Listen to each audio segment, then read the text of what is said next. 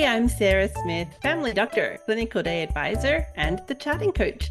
Welcome back to Sustainable Clinical Medicine podcast, where we're going to be interviewing peers or world experts who can help us think about our clinical day in a way that is more sustainable and create time for our lives outside of medicine. Hey listeners, I value you being here. Please, I encourage you to leave a review. I'm going to be reading out a review each month, and that person can have a one-on-one call with me to have a chat. And I think that is a great way to reward you as a listener. Also, as you like and subscribe to this podcast, it helps get our message out to other physicians and clinicians who are struggling. Thank you so much for your reviews, and I look forward to reading them out here on the podcast. Hi, everybody, and welcome back. Today we have with us Dr. Heather Signorelli, and I know that you're going to be very interested in this because she's going to be talking about billing and optimizing your billings, which is a very important topic for a lot of us, especially those under earners. But in the meantime, let's let you introduce yourself. Welcome. Hi, thank you so much for having me. It's so good to see you. I know it's been a few years since I got to see you in person. I think that was at WPW. Where were we? Grand Cayman? No? Grand Cayman. Yeah, years ago. I mean, literally, it Yep. was several years ago, but it's great to be on and excited to be here. So I'm a pathologist by background. I've been on the business side of medicine my entire career. It's funny, in residency, I was doing consulting, flying off to small places in Canada, actually, and doing lab consulting in small hospitals outside in different parts of Canada. And then here in the States, I've been doing and running hospital labs for the last 10 plus years. And then also, because I'm a glutton for punishment, I think we started a medical billing company 4 years ago. We have 25-ish practices, gosh, I think 70 employees now, and get the joy of running a team and managing humans, which is always fun. So but it's been good. I enjoy being in different circles and different things. I enjoy the education piece, like sitting with practices and talking about their workflows and their process. It is what fills my cup. So Yeah, yeah.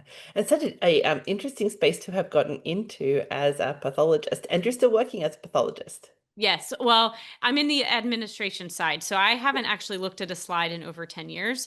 I don't, and it's funny, I looked at one slide post fellowship and then got thrust into administration business side of things, like literally day one. And so I think it was just what was meant to be. But yes, I do still work full time in that role.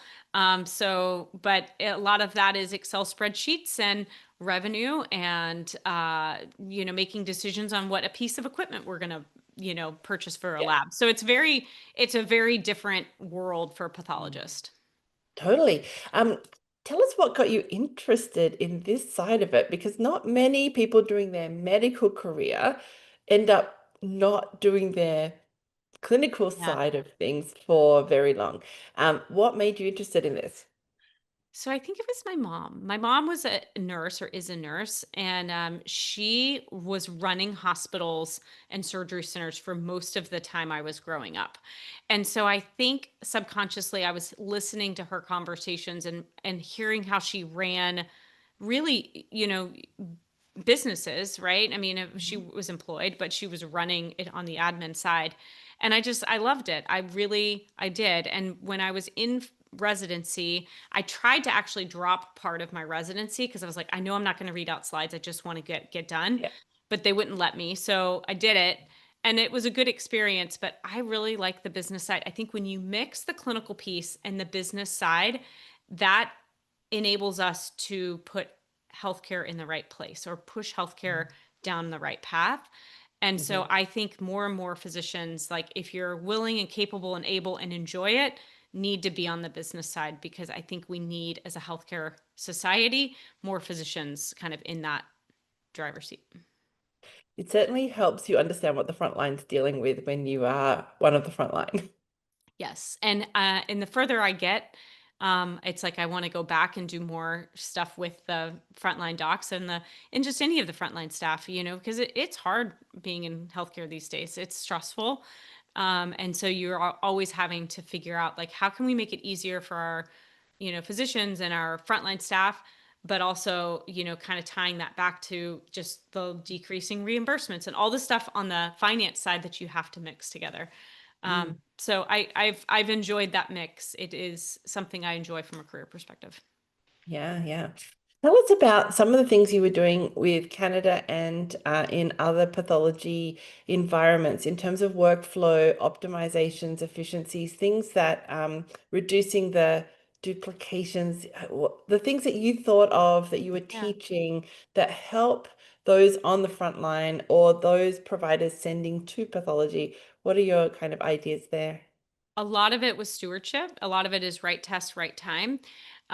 So for when I was a resident, I was actually asked by some fellow pathologists to go out to these Canadian labs and hospitals, and I would assess workflow of, follow the tube, follow the patient, and then follow the tube within the laboratory space and really understanding, okay, what are we ordering? Why are we ordering? What are we doing with the results? Who's seeing the results? Are we Mhm. acting on those results? And so here in the States, it's the Choosing Wisely campaign is a thing that's been going on for probably 10 plus years, but very much right test, right time.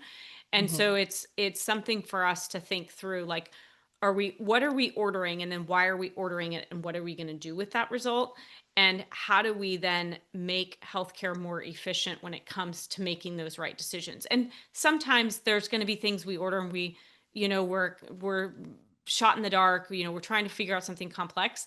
I'm kind of leaving that aside. I'm talking about your run of the mill traditional patients that you're seeing. We all have the zebras we have to deal with, but for 80% of the time, like, can you follow these guidelines? And there's been a lot of evidence out there that talks about that and shows those recommendations. So yeah, it was a really cool experience. I was on these little itty bitty planes, and I was sometimes the only female on these little bitty planes with all of these mining men, because I was going to really small places out in Newfoundland, was where we were. And but it was a really cool experience as a resident, right? I mean, it was thrusting me working with administrators and lab directors. It was really fun. Mm. A good experience. Yeah, I know that through my career, it's been at times difficult to figure out what is the cost of this test? How much will the patient pay out of pocket for this test?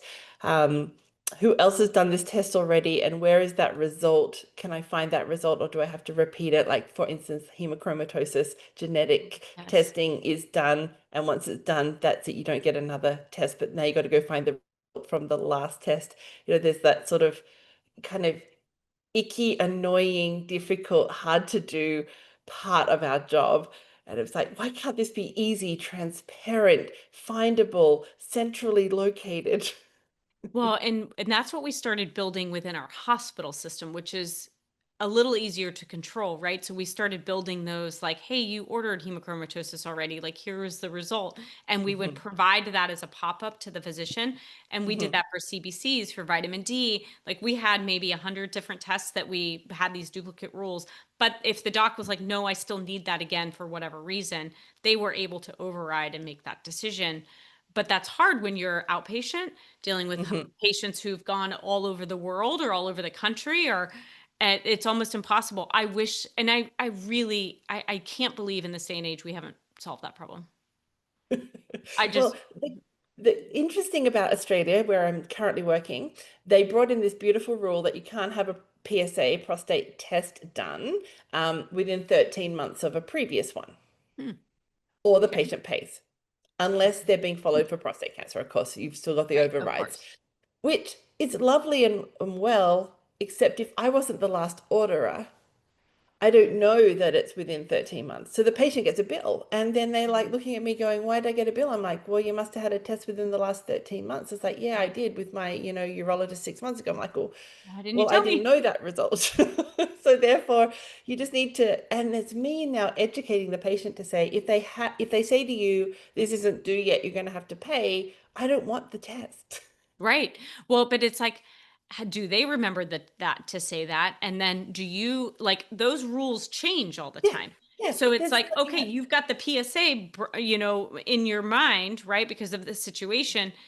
But then what are the total, it's like, give me a list of rules and I'll memorize them. But it's not like that. It's like, let me just see if you can guess the rules and then see if you can follow the rules that you haven't guessed yet. I mean, Yeah. that's truly what we're left But with. the lab assistant can pull up the last number and tell me it was only Yeah. done 6 months ago, but doesn't communicate with me. It just tells the patient they're going to pay for this one. It's like, there's still It's, gaps in the system.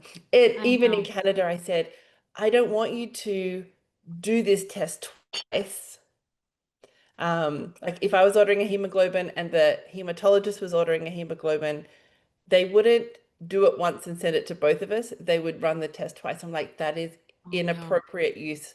And they're like, we know and we can't fix it. It's like, yes, you can. It's a computer. You can change it. Yeah. No, they can't. So the test would be run twice. It's like, ah, I know. And we had to put all of those rules in, but to your point, we actually physically had to hardwire it into the EMR. Now, again, we're in a hospital system. We've got 200 hospitals. So we're integrated within that care system. But again, the moment you step out of that and go into any outpatient, physician's office, that data's gone. yeah.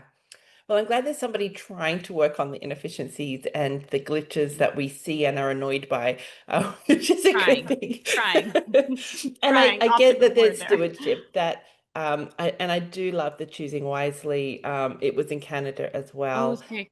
Yeah, and it's so valuable because it helps us understand why this test, why not this test, when is this appropriate? Like very helpful rules and guidelines for us to have up our sleeve, especially when patients say, "Can I have a serum rhubarb?" And you're like, "No, but here's why," Yeah. not just a blanket no.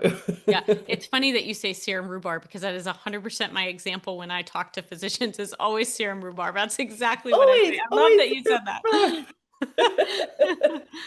That's funny. Okay, all right. So tell us more about when you got into the billing side of things. So tell us what that looks like and why.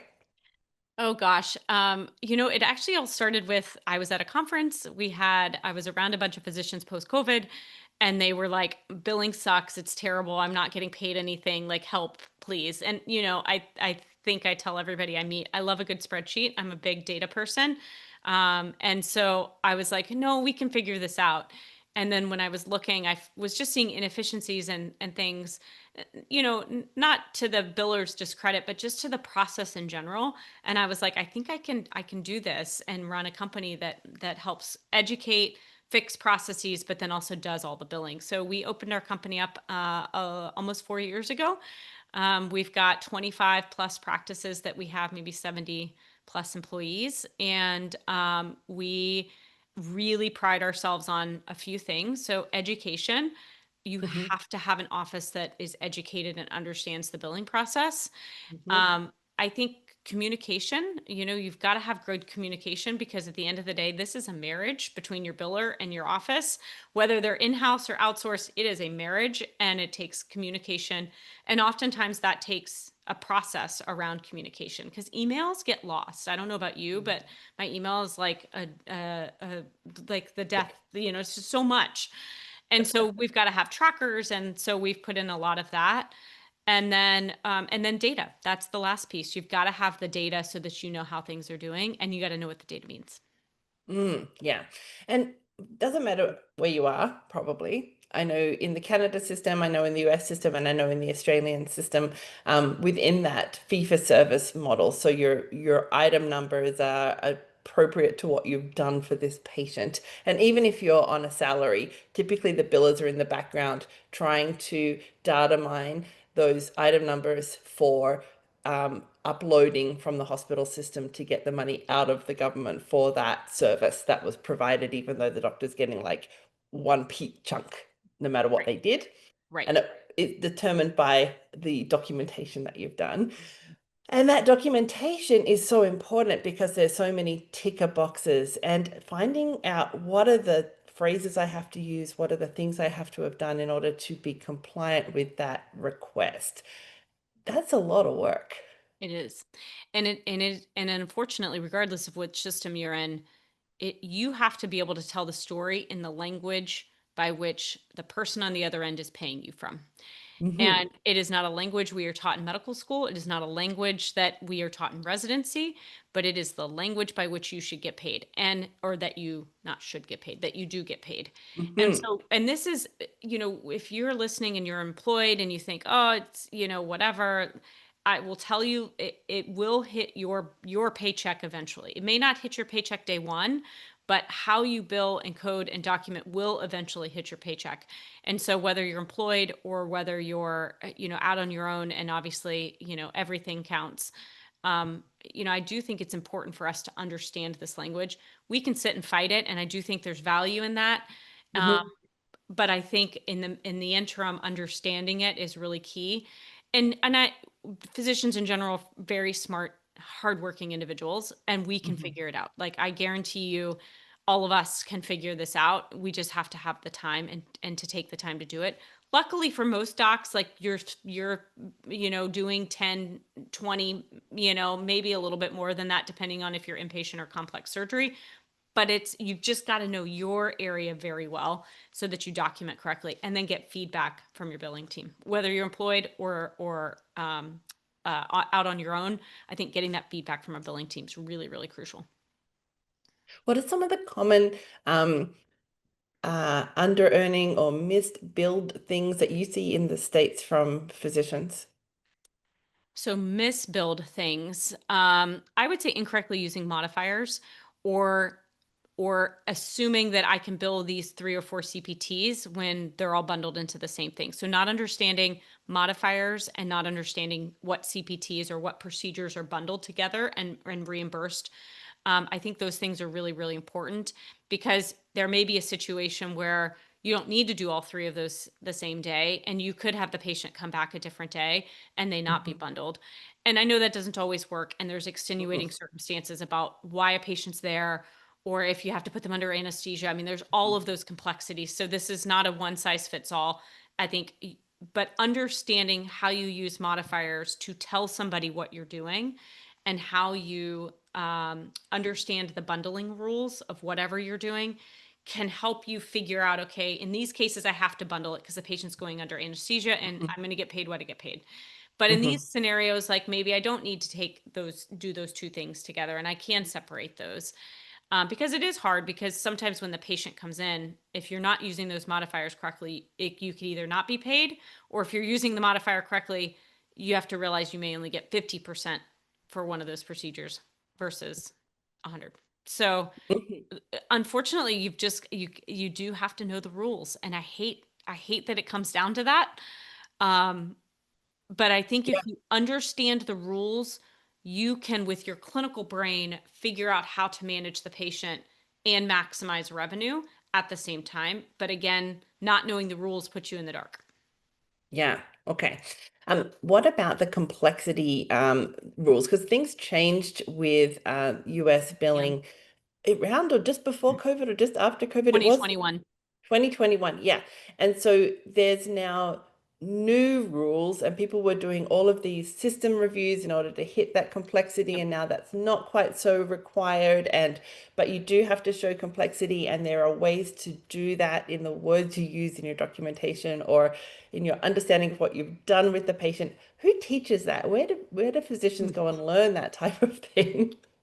You're you're assuming someone. I mean, obviously, there's coding, the AAPC guidelines that came out. They have education. We actually created a coding guideline just on MDM levels and understanding, the levels of that. And I could sit here and talk a whole hour on that. I actually taught the course. Our coders helped me. We created a guide, PowerPoint, and we actually have it recorded for folks. But it is hard. I mean, I actually think the new MDM system, I may be biased here, I think is easier than the old one. Yes, I But do agree with that. yeah, but you do have to learn it, and you have to Yes. understand, okay, what am I diagnosing?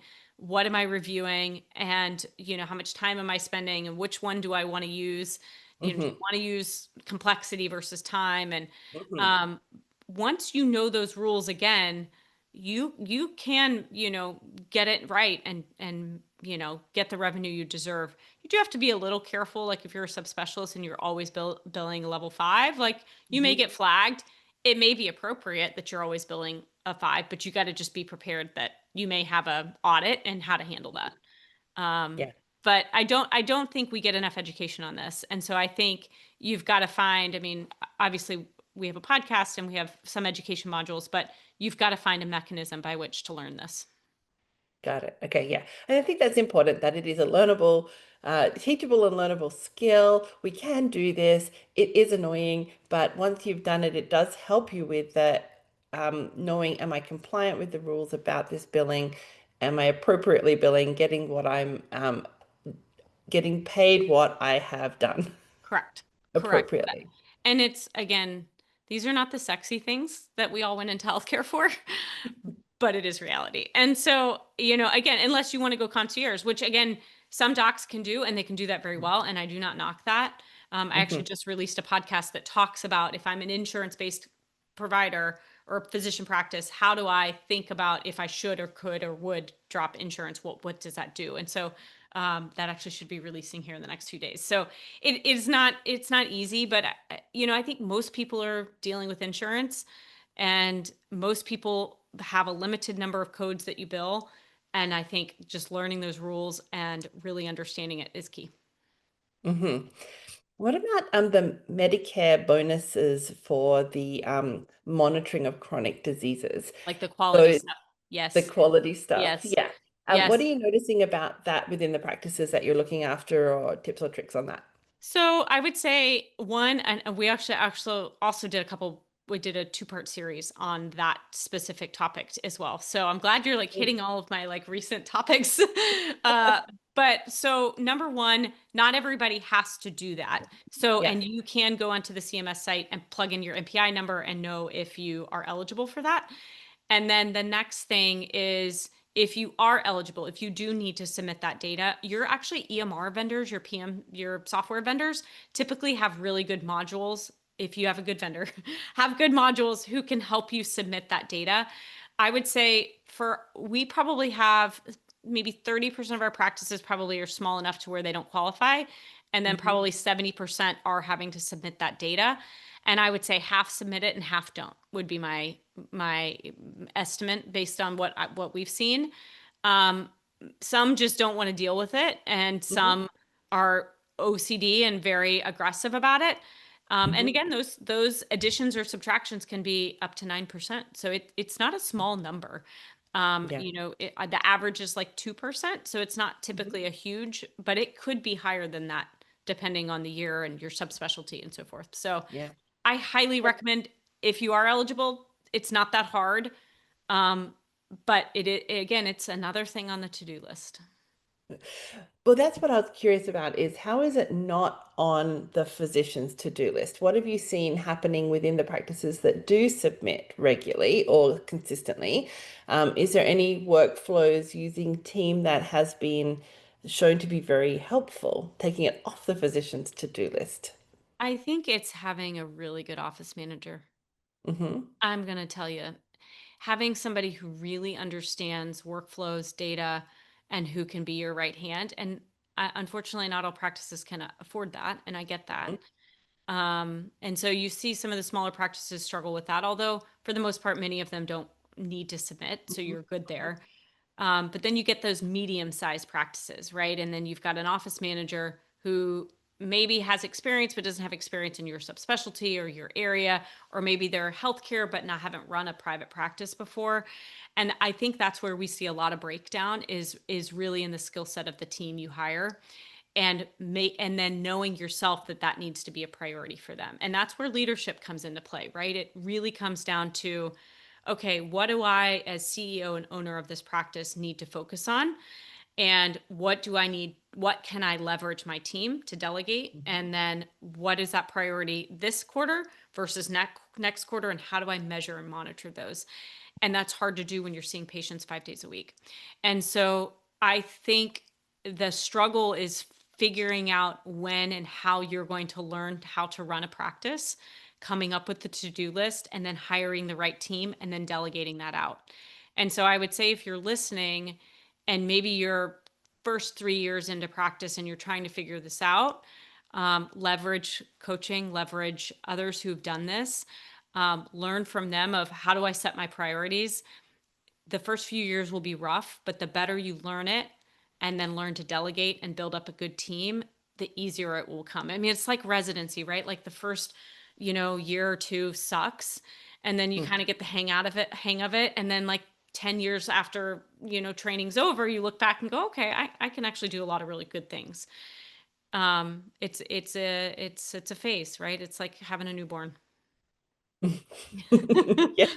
I've seen in Canada, for instance, that data collection that's required for reporting is often handled by the primary care networks there because that is their Nice. governance is that they must, be mindful of these numbers and be finding those numbers and then handing them up to the government as part of their duty of their why they're funded. So while yes, the physician is required to actually order the HbA1c and order the foot check and those types of things, there's somebody else checking and pulling that data and submitting it on their behalf, which is kind of wonderful because you're not the one having to go and pull all that data. You're required to be doing your job, which is important. And then having others in the team where possible to say, hey, your mammograms do, or hey, your colonoscopies do, and setting up those reminder and safety nets for the patients, which then capture the data that goes on to the people who need it. So, Yeah. And I think here you can have your PM software if it's a good enough software. There are programs that will flag a patient for those mhm, things, and then they will prepare the reports and submit on your behalf. Now, I know that's not the same as having, an agency doing that for you, but there are ways you can do that. Unfortunately, a lot of those software programs are a little bit more pricey. They are a little mhm, bit more expensive, and so you kind of have to think through, what am I paying to do that versus what would I lose if I just decided to opt out? mhm. Again, I would say opt in and figure it out in the beginning, and then, if it's too challenging, too expensive, go back. But it's hard to catch up if you've never, because it's, remember, for here, for the States, it's 2 years behind. So it's like you don't even know what you're getting penalized for. Like what you're getting penalized for now happened like years ago. So you're like, I Oh, don't this is know. lovely. That's quite the tail chasing, isn't it? Yeah. Yes. Yeah. And often it feels like a ticker box exercise, which is why a lot of people It don't do is. it, right? It When is. you're It is. literally just ticking boxes in order to get a bonus or in order to fulfill your employee obligations within this particular environment, then it feels like a make work exercise and not a useful for patient quality of I care know. exercise. And it's funny because I having spent a lot of time with the MIPS and all the things, I think the root of what they're trying to do makes sense, Mhm, right? They're trying to make sure that patients, they get XYZ tests or procedures at whatever the recommended interval is, and they're trying to encourage that. But then you add that on top of all of the other paperwork physicians have to do and all of the other things they have to do, the prior auths and the eligibility and everything. It mhm, just feels like a mountain. mhm. And so I think getting processes around these things is so, so important. And again, if you're new in practice or you're listening to this and you're like, I've got 18 things to do, pick three, start with three. If MIPS isn't it this year, MIPS ain't it this year, and then once you get those three, but that means that if you are seeing patients 5 days a week, you may be, having a day a week that you're having to do admin stuff, or trying to scale back and keep your staff smaller so that you have, a day or two to do admin stuff. It's not easy. I No, wish it was easier. yeah. And often those admin days, you're not getting paid directly for any of that work. No, For a none of lot it. of the way Zero. physicians. Zero. Yes. Yeah, Fully not the understand. fun part. Nope. What else about billing efficiency, workplace flow that have you noticed that is important at the moment? So, and I think this probably qualifies, I think, for any country, but you correct me if I'm not, but patient collection. So, what a patient owes. And I recognize how that works may be different in the States versus Canada or Australia, but really understanding in your place of work what a patient could owe. And so here in the United States, that's copays, deductibles, co-insurance, out of pocket maxes, like really understanding that, checking that information ahead of time, and not seeing a patient before they've paid their balance. And so if you see that they have a deductible, coming up with a number to charge them. If you see they have a copay, charge that $20. And you just set those expectations when patients come to the offices. I take a credit card on file, I pay that today, I don't see a doctor otherwise. And because patient balances can creep up for a practice, and they can be six figures, multiples of six figures. Mm. And it's not, it's challenging. So you do have to have a really good process around not forgetting that somebody has to pay attention to the patient AR. And from a billing perspective, we send out patient statements, but we're not a debt collector. And so we're really relying on the patient's or the front desk to look at the patient balance before they're seen, collecting as much upfront as they can. And this, again, it comes down to workflow. It comes down to whose responsibility is going to be each part of these, and then checking and making sure that it's done. And so it is a very difficult thing to look at people's metrics and see that they have hundreds of thousands of dollars of patient AR, and that's real money, right? Like the insurance AR is like the funny money. Like if you have $1 million in insurance AR, you may get 300,000 of that. But if you have 250,000 in patient AR, that's your money. Like the whole all 250,000 of that. And so I again, I love a good Excel spreadsheet. So if I was in those shoes, I would obsess over it. But again, that's because I have the time to obsess and I'm not seeing patients. So I get the complexities around this. Again, if you're listening, I think it's setting priorities per quarter to say, okay, these are the 3 things I'm going to work on. And then when I accomplish those 3 things, I'm going to move to the next 3 things. So you're not overwhelmed. And again, you're leveraging your team to put a process around each of those. Yeah, okay. Now that was horrifying hearing that insurance AR is like 30% of that. Like, wow. I mean, it depends on how you set your fee schedule, right? Because if I set my fee schedule to be 300% of Medicare, then I know I'm setting it higher than what I'm actually going to get paid. And here in the States, that's very common. Like you set it up really high because some people are going to pay you $100, some 120, some 80. And so you set it at 300, hoping that you capture everybody. Because here's the tricky thing in the States is if you set your charge to 100, but if Blue Cross says, well, no, I'll pay you 120 for that, but because you charged 100, they're only going to pay you 100. And so we just had a client, we caught this. We just started with a new large urgent care, and we caught that their fee schedule was set at I'm making this up, $100, Yeah. but somebody was willing to pay them 125. And Yeah. so they've been losing out on that $25 for years.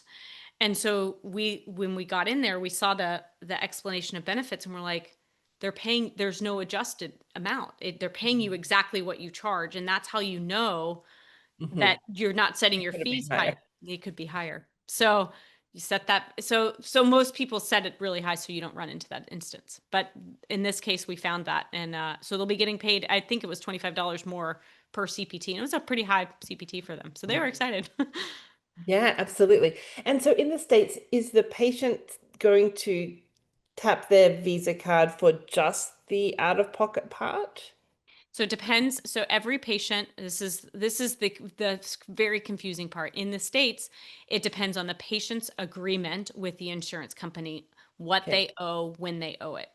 And Okay. so you can run an eligibility check and see that information. And this is where a lot of practices lose out because they're not truly doing that eligibility check. They may Hmm. say, oh, they have insurance and yes, it's active, but they don't dig into the details. And Hmm. so they don't see if there's a copay, which means I may owe $20 every time that patient is seen.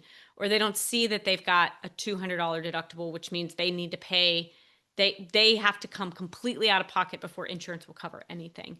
And Hmm. so it gets very tricky for a front desk person, especially if haven't had experience in this. They don't know what those terms mean. They don't know what that means. They don't know what they're supposed to be collecting. And so then they're like, I don't know, I just won't collect anything. And Hmm. then the patient gets the $20 bill and either it goes to the wrong address or whatever, and then it never gets paid. And $20 or $100, it adds up. Adds. Yes, yes. So if the patient doesn't pay the copay, you don't also get the insurance money? So you can get the insurance money, but then you still have that $20 copay. So you may Yeah. get the $80, but then the patient still owes the 20. So you'll get the insurance part. Yeah. And that's why we track insurance AR and patient AR in 2 Yeah. different buckets. so Yeah. that we know what lever to push and to pull to see if we can get the money paid. Mm. And these are just, I would say the number one thing I see in practices is they're not doing that eligibility check correctly. And Mhm. it's either creating denials where they don't get paid anything at all, or it's creating a situation where their patient AR builds up and they don't know how to handle that. And then that's the thing is they come to us and it's been years of this and they've Mhm. got 7 figures plus of accounts receivable. I mean, it's heartbreaking. I mean, and we've had practices who come to us with very little in their checking account, and after 6 months, they're like, "We have money. We have money again." And it's like, "Oh, thank God." I mean, it just breaks my heart. Like, I just want all the money for them, just all the money. So Got it. Yeah. It's such difference across the country. So in Canada, you yeah, can't charge a patient out of pocket, except for the rare occasional thing like a form. And okay, learn quickly. If you want to spend 3 hours doing a form, get paid first, because yes, often you get that, well, I can't afford that from the patient side and there's no insurance Mm. to pay for it. So why did you do all that work? So and so there's starting to be companies within Canada who are helping physicians do that, get money up front payment. They're starting to incentivize staff to be able to collect that money. So the staff are getting a little bonus for having collected the money as the patient was yeah, in their presence. So that is kind of an interesting and novel way of doing it. Come across to Australia and you tap your credit card for whatever the person wants to charge you for the day, and the government will put back into your bank account the Medicare insurance fee and that's for all for that, ages, all ages. all ages. So Okay, you will, at the end of that visit, tap your credit card, and your bank account is linked to your Medicare account, and Medicare will pay to you, the patient, what and is it's called allowed. Medicare there too in Australia. It is called Medicare here in Funny. Australia. That's why I asked the age thing. I was But like, it's for wait, that's everybody. 65 and up. Okay, got it. Okay. And Medicare here is for everybody, and yes, so um that's kind every of time nice you though, go. because you can charge the three. I mean, not that you would, Yeah. but Yeah, I can. I can if you, charge whatever I like for a visit to see me. And Medicare says, yes, but that was a such and such type of visit, and here's $80 back. got it. Or here's $40 back, or And are they whatever. looking at your documentation or are they taking something submitted from the patient? No, they look at the item number we submitted, and then they Oh, can you audit do. us based on what we documented as to Got it. whether we were correctly charging that fee for the day. Got it. Interesting. So funny how they're all different. I They're mean, all slightly different, and they're all well, because of course in Canada it's illegal to charge a patient yes. above what the government will pay you for that visit. And same in the Um, States. Same in the States. Like you can't balance bill a patient. Like if you're in network with Medicare or United yeah. Healthcare or whatever, and Medicare, they decide I'll give you $80, you can't then go balance bill the patient for Mhm. another $100 for a Mhm. covered service. I mean, you can do For covered non-covered service, service, yeah. but for covered services, you cannot Mhm. balance bill a patient unless, it's part of their patient responsibility. Yeah. And So, that's where knowing how to be compliant with the item number you want to charge for the day, how to document that. What are you seeing on that front? very important. We have a lot of denials. They ask for medical records. They get the medical records, and they were like, "You didn't document, or you didn't tell the story the way that it's needed, and we're not going to pay for it." And so one Mm. of two things happens: either depending on the payer, you can't you may be in a situation where if you didn't get something signed up front, you cannot go and charge the payer or the patient. Now, if you Mm. did get something signed where you said, "Hey, this may not be covered," and if Mhm. it's not covered, here's, your what you'll have to pay. But you have to have that conversation. You can get some angry Mhm. patients. But documentation is a big part. I mean, it's a huge part. Take for example, say you have a well woman exam, and you also do a preventative visit where you are dealing, or not, excuse me, you have a problem visit where you're Mhm. dealing with a problem at the same time as a preventative. If you don't truly document enough about that problem for it to be significant and separate issue, Mhm. um, you may not get paid for both. And in an audit situation, they may have already paid you, and now you have to pay all that money back, and that's very painful. Like we and or you're billing in a situation where you're not, you're using a mid-level but billing under the doctor. And if you're not doing that correctly, again, here in the States, you get paid and then they ask for oftentimes medical records later. And if it's 3 years later and you've been doing it wrong for 3 years, it could be hundreds of thousands of dollars of paybacks, depending on the size of the group. Right. Okay. Very, So very that comes back to knowing the rules and making sure you're compliant with the rules. correct. And again, this comes back to know your scope, know your 10, 20 procedures that you do. Get feedback from your billers, do a meeting with them frequently, have people checking your, at least here in the States, do a coding audit at least once a year. Double check that what you think you're doing right, you are doing right, even if it's 20 charts, just a gut check. And so that you don't be in that situation. Again, I know these rules are not fun. I know the compliance stuff's not fun. But it is where we're at right now, unless you're concierge, and that has its challenges too. So, I mean, work life in general, it has challenges. So you just got to figure out what challenge you want to deal with. Now, I know that you said just, order 20 charts. Having run many physicians through this process in Canada, because as part of the professional learning plans or part of our CPD continuing education points, we can do our internal for ourselves only, not seen by anyone else chart audit, and it sounds like very boring work. It actually helps with knowing, starting to notice things like who in the team could I have used to do some of this work for me? How else could I be seeing patients in a way that is more efficient? Or am I compliant with the rules for the item numbers that I'm billing? What are the rules? Let's go back and review them. Even though it sounds daunting and terrible, it's so much better to do it for yourself than Totally. for the people who are going to look over your shoulder, like your college or your billing or your insurance companies. So having done this work over and over with physicians, this was for their compliance. They needed to do 10 charts. So we get it all done and dusted in a 3-hour period. So it's not that onerous. So No, don't think it's going to no. take you weeks and weeks, but it's very good information, especially when you're new or learning, or there's been new rules, or you're not sure that you've done it for a while. Yeah, 100%. And again, these things, I think, again, if you create a list, it will look daunting at first, but then you just start crossing off one at a time and you get through it. And then you kind of set up a pattern and a process. And then it just becomes like no big deal. I mean, again, it's like bringing home a newborn in the beginning. Like in the beginning, you're like, I have to feed it and I have to change it and I have to wake up in the middle of the night and oh my gosh, what is that? And I can't sleep with this. It can't sleep with that. I mean, and all those things sound, are overwhelming.